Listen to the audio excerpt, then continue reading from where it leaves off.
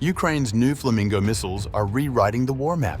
Faster than drones, harder to intercept, and powerful enough to cripple Russia's refineries. These strikes are igniting a fuel crisis across the world's largest energy exporter. As Kyiv's DeepStrike campaign expands deep inside Russian territory, Moscow is struggling to keep its war machine running, and Europe is watching a new phase of this conflict unfold.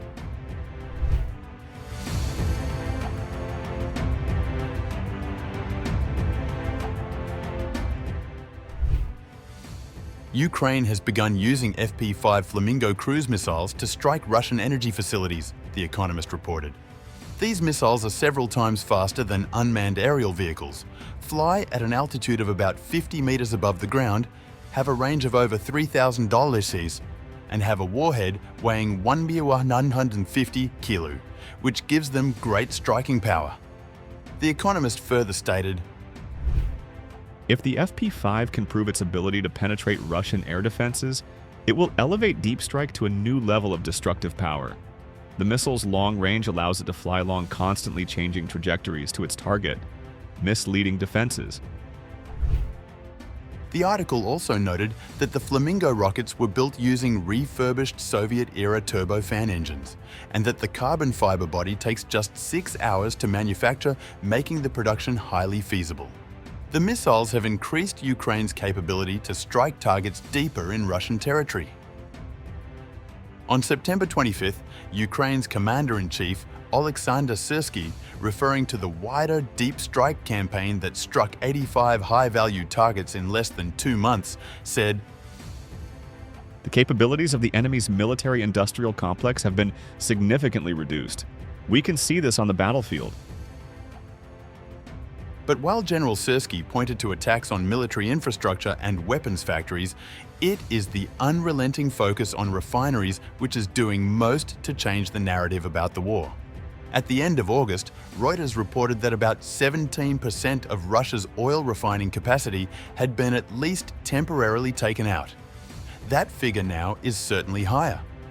Some unconfirmed reports suggest that as much as 40% of it has been affected, with about 20% down at any one time. That represents a loss of more than 1 million barrels a day, according to Energy Aspects, a research group. Benedict George, head of European oil product pricing at Argus Media, an energy market intelligence firm, says that Ukraine has hit 16 out of Russia's 38 refineries, and that although repairs are possible, damage becomes lasting when refineries are subjected to repeated attacks. They include one of Russia's biggest fuel processing plants at Ryazan, which is 200 kilometers from Moscow and can normally produce 340,000 barrels a day. The impact is also being felt across a widening number of regions in Russia, with long queues of 1 kilometer and more for petroleum products at filling stations from Vladivostok in the Far East to Volga near Moscow. Some authorities are introducing rationing.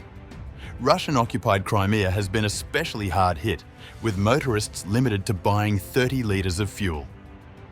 About 60% of the deep strikes on Russian territory are carried out by Ukrainian Firepoint FP-1 drones, which with a smaller payload can reach targets 1,500 kilometers within Russia, and have sophisticated software that has proved resistant to intense electronic warfare jamming. But critically, notes Olena Kryzanivska, an expert on Ukrainian weapon systems, the FP-1s cost only about $55,000 each and are now being churned out at a rate more than 100 a day. Ukraine is also using the heavier and more expensive Lyuty drone, which has a range of 2,000 kilometers, and a battle-tested machine vision system to guide it to its target.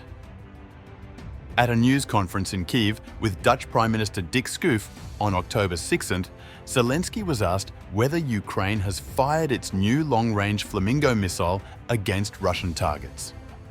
The president answered that his country had only used Ukrainian weapons in recent attacks on Russia, and not just drones.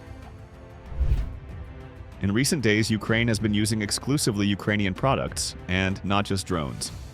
And from those strikes, I think people can understand, from the fragments that are on social networks, where drones were used and where non-drones were used.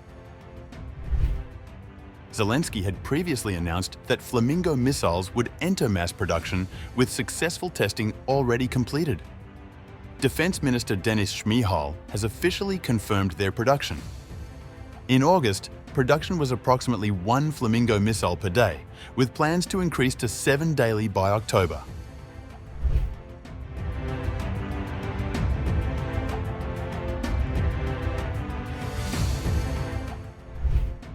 Ukraine's new long-range Flamingo missile could dramatically alter the course of the war against Russia.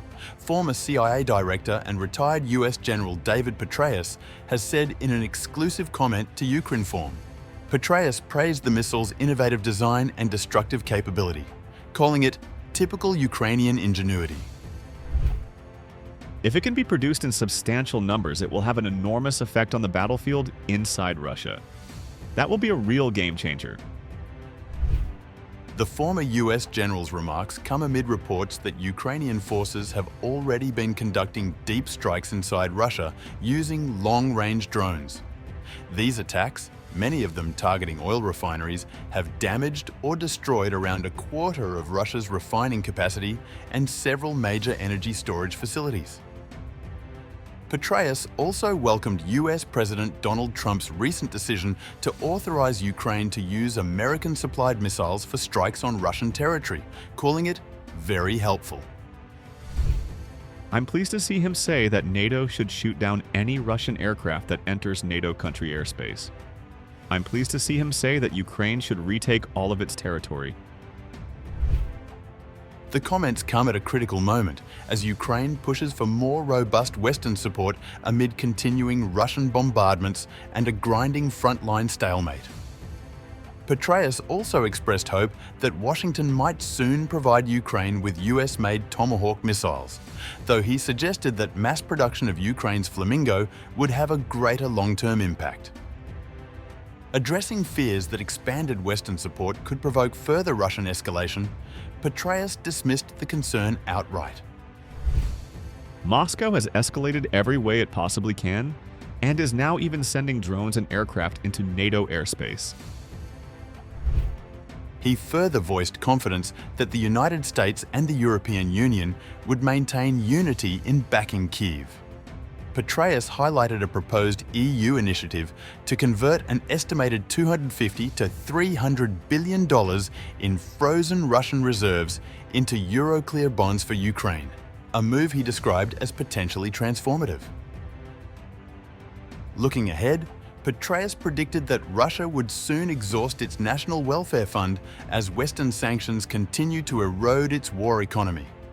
He urged the West to accelerate economic pressure and ensure Ukraine gains access to Russia's frozen reserves, as well as more air and missile defense systems. These steps could decisively shift the balance.